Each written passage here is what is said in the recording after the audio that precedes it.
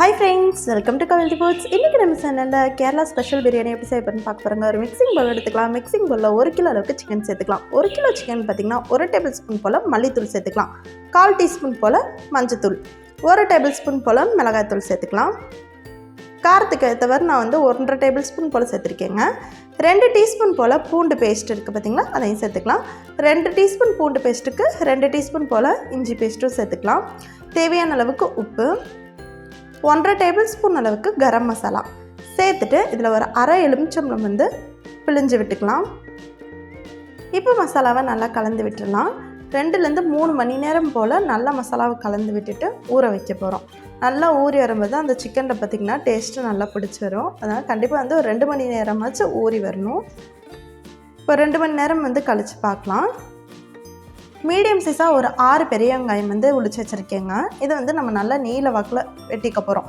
ரொம்ப மெலிசாக நீல வாக்கில் தான் வெட்டி இருக்கணும். அப்போ தான் நம்ம ஃப்ரை பண்ணி எடுக்கும்போது நல்லா கிறிஸ்பினஸாக வரும். இப்போ ஒரு கடாயை சூடு பண்ணிக்கலாம். கடாய் சூடான எண்ணெய் ஊற்றிக்கோங்க. எண்ணெய் நல்லா சூடானோன்னா இப்போ பாதி அளவுக்கு வெங்காயம் எடுத்து அந்த எண்ணெயில் ஃப்ரை பண்ணிக்கலாம். இப்போ 6 வெங்காயம் நம்ம கட் பண்ணணும்ல, பாதி அளவுக்கு இல்லைன்னா ஒரு 2 கை அளவுக்கு எண்ணெயில் சேர்த்து ஃப்ரை பண்ணி எடுத்துக்க போகிறோம். எண்ணெயில் பார்த்திங்கன்னா நல்லா ஃப்ரை ஆகட்டும். ஸ்லோ ஃப்ளேமில் இல்லைனா மீடியம் ஃப்ளேமில் வச்சுக்கோங்க. ஹை ஃப்ளேமில் வச்சிங்கன்னா வெங்காயம் கரிஞ்சிரும். நல்லா கிறிஸ்பினஸ் வர வரைக்கும் நல்லா ஃப்ரை பண்ணி எடுத்துக்கலாம். பாருங்கள், நல்லா கலர் சேஞ்ச் ஆகி வந்திருக்குல்ல. இப்போ பார்த்திங்கன்னா பெரிய வெங்காயம் நல்லா வதங்கிருச்சு. இதை ஒரு பிளேட்டுக்கு மாற்றிடலாம். இந்த மாதிரி நல்லா டார்க் ப்ரௌன் கலர் வரணும், அந்தளவுக்கு நீங்கள் ஃப்ரை பண்ணிக்கோங்க. ஃப்ரை பண்ணிவிட்டு ஒரு பிளேட்டில் வச்சுக்கோங்க. வச்சுட்டு நல்லா ஆற விட்டுட்டு நல்லா கையை வச்சு நொறுக்கி விட்டிங்கன்னா அது பொடி பொடியாக ஆயிரும். இப்போ அதே எண்ணெயில் பார்த்திங்கன்னா ஒரு 20 முந்திரி, ஒரு 10 பாதாம் சேர்த்து நான் ஃப்ரை பண்ணி எடுத்துக்கிறேன். நீங்கள் இதில் திராட்சை சேர்த்துறீங்கன்னா சேர்த்துக்கோங்க. டேஸ்ட் ரொம்ப சூப்பராக இருக்கும். நான் திராட்சை சேர்த்தலை. இப்போ நட்ஸையும் நான் கொஞ்சம் ஃப்ரை பண்ணி வச்சுட்டேன். இப்போ இந்த எண்ணெயை நம்ம வேஸ்ட் பண்ண வேண்டாம், இது ஆறட்டும்.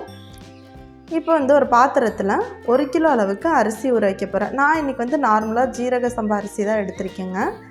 நீங்கள் பாஸ்மதி ரைஸ் கூட எடுத்துக்கலாம். நம்ம சமைக்கிறதுக்கு ஒரு அரை மணி நேரத்துக்கு முன்னாடி அரிசி எப்பயுமே ஊற போட்டுடணும், பிரியாணி அரிசியெல்லாம். அதனால இப்போ நம்ம அரிசி ஒரு டைம் கழுவிட்டு அதுக்கப்புறம் நம்ம ஊற வச்சிடலாம்.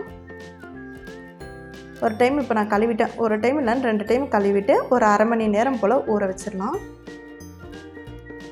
இப்போ அரிசி ஊறுறக்குள்ளே நம்ம கிரேவி ரெடி பண்ணிடலாம். ஒரு பாத்திரத்தை எடுத்துக்கோங்க. பாத்திரத்தை சூடு பண்ணிவிட்டு நம்ம வெங்காயத்தை வறுத்தெடுத்தோம்ல, பொரிச்செடுத்து அந்த எண்ணெயை தான் இந்த பாத்திரத்தில் சேர்த்துருக்கேன். அந்த ஸ்மெல் அந்த எண்ணெயில் இறங்கியிருக்கும். அதனால் 2 டேபிள் ஸ்பூன் போல் நெய் சேர்த்துருக்கேன். வேணா சேர்த்துக்கோங்க, இல்லைன்னா வேண்டாம். நல்லா எண்ணெய் சூடான 2 பிரியாணி இலை சேர்த்துக்கலாம். இது கூட பார்த்திங்கன்னா கொஞ்சமாக கல்பாசி, ஒரு 3 ஏலக்காய், ஒரு அன்னாச்சி பூ, ஒரு துண்டு ஜாதி பத்திரி, ஒரு 1.5 இன்ச்சுக்கு பட்டை, 6 கிராம்பு சேர்த்துருக்கேன். அதை சேர்த்துட்டு எண்ணெய் நல்லா வதங்க விட்டுருலாம். இதுக்கப்புறம் நம்ம மீதமாக வச்சுருக்கோம்ல வெங்காயம், வெட்டி வச்சுருக்க வெங்காயத்தை சேர்த்துக்கலாங்க. 1 கிலோவுக்கு நார்மலாக பிரியாணி செய்யும்போது 200 கிராம் அளவுக்கு பெரிய வெங்காயம் நம்ம சேர்த்துக்குவோம்.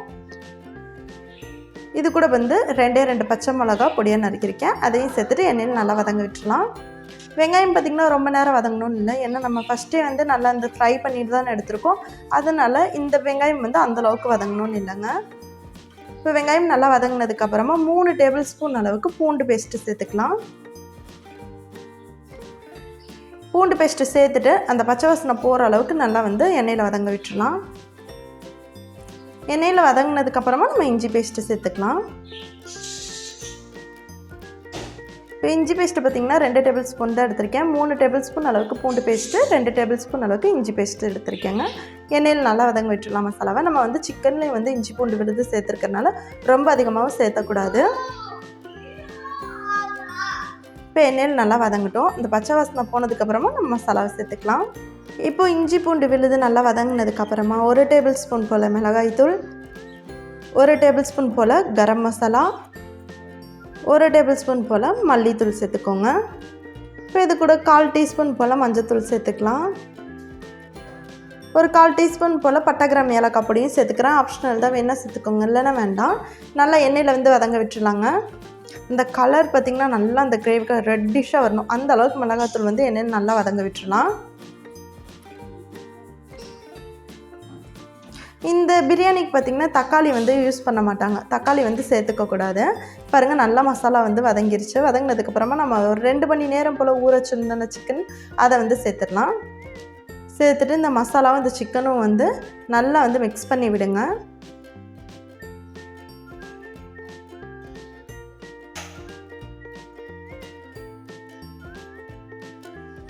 நல்லா கலந்து விட்டுட்டு தேவையான அளவுக்கு உப்பு சேர்த்துக்கோங்க. உப்பு சேர்த்துட்டு அதிகமாகவும் தண்ணி ஊற்றக்கூடாது, கம்மியாகவும் தண்ணி ஊற்றக்கூடாதுங்க. நான் பார்த்திங்கன்னா ஒரு 2 டீ டம்ளர் அளவுக்கு தண்ணி ஊற்றிருக்கேங்க. கரெக்டாக இருக்கும் இந்த அளவு. கிரேவி பார்த்திங்கன்னா ஓரளவுக்கு நல்லா திக்காக தான் இருக்கணும். ரொம்பவும் தண்ணி மாதிரி இருக்கக்கூடாது, ரொம்ப ட்ரையாகவும் இருக்கக்கூடாது. இப்போ வந்து இதுக்கு மேலே கொஞ்சமாக கொத்தமல்லி, கொஞ்சமாக புதினா தூவி ஒரு 5 நிமிஷம் போல் மூடி போட்டு மூடி வச்சிடலாங்க. சிக்கன் பார்த்திங்கன்னா நல்லா வேகட்டும். அதுக்குள்ளே நம்ம சாதத்தை ரெடி பண்ணிடலாம். இப்போ ஒரு பாத்திரம் எடுத்துக்கலாம். பாத்திரத்தில் 2 கப் அளவுக்கு அரிசி அளந்தோம்ல, 1 கப்புக்கு 1.5 கப் அளவுக்கு தண்ணி சேர்த்துக்கலாம். நான் வந்து 3 கப் அளவுக்கு தண்ணி சேர்த்துருக்கேங்க. 3 கப்பு தண்ணி சேர்த்ததுக்கப்புறம் ஒரு பிரியாணியில் ஒரு அன்னாச்சி பூ, ஒரு துண்டு பட்டை, 2 கிராம்பு, 2 ஏலக்காய் போட்டுக்கலாம். இது கூட பார்த்திங்கன்னா ஒரு 1/4 டீஸ்பூன் போல் குருமிளகு சேர்த்துக்கிறேன். எண்ணெய் சேர்த்துக்கோங்க, இல்லைன்னா வேண்டாம். நம்ம ஏற்கனவே ஃப்ரை பண்ணி வச்சுருக்கோம்ல ஆனியன், அந்த வெங்காயம் பாருங்கள் இந்த மாதிரி நல்லா ஆற விட்டுட்டு பார்த்திங்கன்னா நல்லா கிறிஸ்பினஸ்ஸாக இருக்குங்க. அதை வந்து கையை வச்சு இந்த மாதிரி நுணுக்கி விட்டுட்டு அந்த தண்ணியில் வந்து அதையும் தூவிட்டுக்கோங்க. கொஞ்சமாக 2 டேபிள் ஸ்பூன் போல் தூவிட்டுட்டு ஒரு 2 டேபிள் ஸ்பூன் போல் நம்ம ஃப்ரை பண்ணி வச்சுருக்கோம்ல ஆயில், அந்த ஆனியனோட ஆயில் அது ஊற்றினீங்கன்னா வாசனையாக இருக்கும். அதனால் அந்த ஆயில் ஊற்றிக்கலாம். ஊற்றிட்டு ஒரு அரை எலுமிச்சம்பழம் வந்து பிழிஞ்சு விட்டுக்கலாம். அந்த வெங்காயம் வறுத்த எண்ணெய் தான் சேர்த்துணும் இல்லை, உங்களுக்கு ரீஃபைண்ட் ஆயில் கூட நீங்கள் சேர்த்துக்கலாம். தேவையான அளவுக்கு உப்பு சேர்த்துட்டு மூடி போட்டு மூடி வச்சிடலாம். ஒலை நல்லா கொதிக்கட்டும். ஒலை நல்லா பாருங்கள் கொதிச்சு வருது. எல்லா பக்கமுமே பார்த்திங்கன்னா ஒலை இந்த மாதிரி கொதிச்சு வரணும். அப்போ தான் நீங்கள் வந்து அரிசி போடும்போது உங்களுக்கு கரெக்டாக வெந்து வரும். இல்லைன்னா ஒரு பக்கம் வெந்து ஒரு பக்கம் வேகம் வந்துடும். இப்போ நம்ம அரிசி சேர்த்துடலாம். அந்த வெங்காயம் நம்ம ஃப்ரை பண்ணி போட்டிருக்கறனால தான் அந்த கலர் பார்த்திங்கன்னா உங்களுக்கு ஒரு மாதிரி லைட் ப்ரௌன் கலரில் வந்திருக்கு. ஆனால் வெந்து வரும்போது உங்களுக்கு லைட் எல்லோ கலரில் வந்துடும். உப்பு மட்டும் லைட்டாக செக் பண்ணிக்கோங்க. செக் பண்ணிவிட்டு மூடி போட்டு மூடி வச்சிடலாம். அந்த தண்ணி பார்த்திங்கன்னா ட்ரை ஆகிற அளவுக்கு மூடி போட்டு மூடி வச்சிடலாம். இப்போ பாருங்கள் தண்ணி நல்லா ட்ரை ஆகிருச்சு. இப்போது இந்த சாதத்தை எடுத்து இன்னொரு பாத்திரத்தை நம்ம மாற்றிக்க போகிறோம். ஒரு பாத்திரத்தில் நம்ம ஃபஸ்ட்டு வெந்திக்க வச்சுருக்கோம்ல அந்த கறியை வந்து சேர்த்துக்கலாம். இந்த சிக்கன் கிரேவியும் சேர்த்துட்டு அதுக்கு மேலே கொஞ்சமாக புதினா இலைகள், கொஞ்சமாக கொத்தமல்லி இலைகள் தூவிட்டுக்கோங்க. தூவிட்டுட்டு நம்ம ஃப்ரை பண்ணி வச்சுருக்கோம்ல வெங்காயம், அந்த வெங்காயத்தையும் வந்து மேலே தூவி விட்டுக்கோங்க. வெங்காயத்தை தூவிட்டுட்டு வடித்து வச்சுருக்க சாதத்தை வந்து சேர்த்துக்கோங்க. இது வந்து நம்ம தம்முக்கு விட போகிறோம். அதுக்கு மேலே வந்து நம்ம ஃப்ரை பண்ணி வச்சுருக்க அந்த வெங்காயத்தையும் சேர்த்துக்கலாம்.